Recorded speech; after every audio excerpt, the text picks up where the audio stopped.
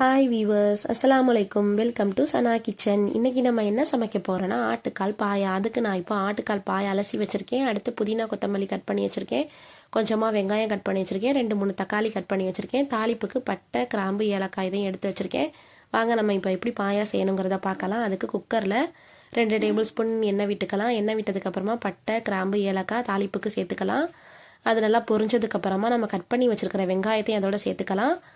வெங்காயம் நல்லா வதங்கினதுக்கு அப்புறமா நம்ம 1.5 டேபிள் ஸ்பூன் இஞ்சி பூண்டு சேர்த்துக்கலாம். இஞ்சி பூண்டு பேஸ்ட்டு நல்லா அந்த பச்சை வாடை போகிற வரைக்கும் நல்லா வதக்கி விட்டுறலாம். அது நல்லா வதங்கினதுக்கு அப்புறமா நம்ம கட் பண்ணி வச்சிருக்கிற புதினா, கொத்தமல்லி இலைகள் அதோட சேர்த்துக்கலாம். கூட 2 பச்சை மிளகாயும் சேர்த்து வதக்கிக்கலாம். நல்லா வதங்கினதுக்கு அப்புறமா நம்ம இப்போது கட் பண்ணி வச்சிருக்கிற தக்காளியையும் அதோட சேர்த்து நல்லா வதக்கிக்கலாம்.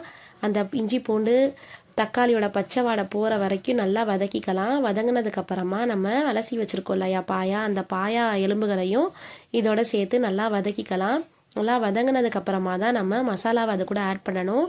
நான் இப்போ அதுக்கு 1.5 டேபிள் ஸ்பூன் மிளகாய் தூள், 3/4 டேபிள் ஸ்பூன் மல்லித்தூள், கொஞ்சமாக நான் மஞ்சத்தூள் சேர்த்துருக்கேன்.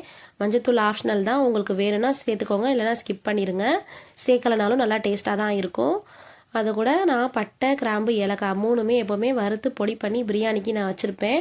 அந்த பிரியாணிக்கு அரைச்ச அந்த மசாலாவையும் நான் இதோட சேர்த்துக்கிறேன். இன்னொரு வாட்டி சொல்கிறேன், பட்டை, கிராம்பு, ஏலக்காய் இது 3ஐயும் எப்போவுமே வறுத்து பொடி பண்ணி நான் வச்சுருப்பேன். அந்த மசாலாவை தான் நான் இதோட ஆட் பண்ண போகிறேன். அதையும் சேர்த்து நல்லா வதக்கிக்கலாம். அந்த மசாலா எலும்புகளோட சேர்ந்து நல்லா எல்லாமே நல்லா வதங்கி வரட்டும்.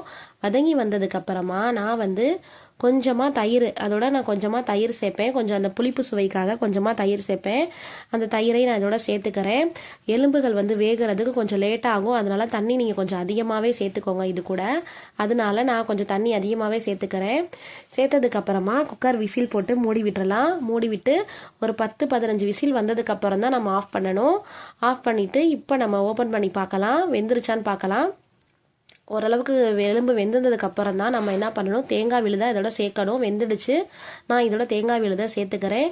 சேர்த்ததுக்கு அப்புறமா நம்ம குக்கரை சும்மா மூடி விடாமல் கொஞ்சம் அந்த ஜாரில் இருக்கிற தேங்காவையும் கொஞ்சமாக லைட்டாக தண்ணி ஊற்றி அலசி அதோட சேர்த்துக்கலாம்.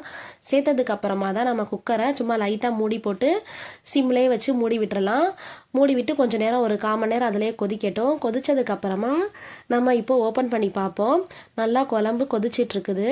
அந்த எலும்புகளும் அதோட சேர்ந்து நல்லா வெந்துடுச்சு. இப்போ இந்த குழம்பை பார்த்தீங்கன்னா சாதத்துக்கு, சப்பாத்திக்கு, இடியாப்பத்துக்கு வச்சு சாப்பிட்டோன்னா அவ்வளோ ஒரு டேஸ்ட்டாக இருக்கும். இந்த வீடியோ உங்களுக்கு பிடிச்சிருந்துச்சுன்னா லைக் பண்ணுங்கள், ஷேர் பண்ணுங்கள், கமெண்ட் பண்ணுங்கள், மறக்காமல் சப்ஸ்கிரைப் பண்ணுங்கள் ஃப்ரெண்ட்ஸ். Okay, thank you. அஸ்ஸலாமு அலைக்கும்.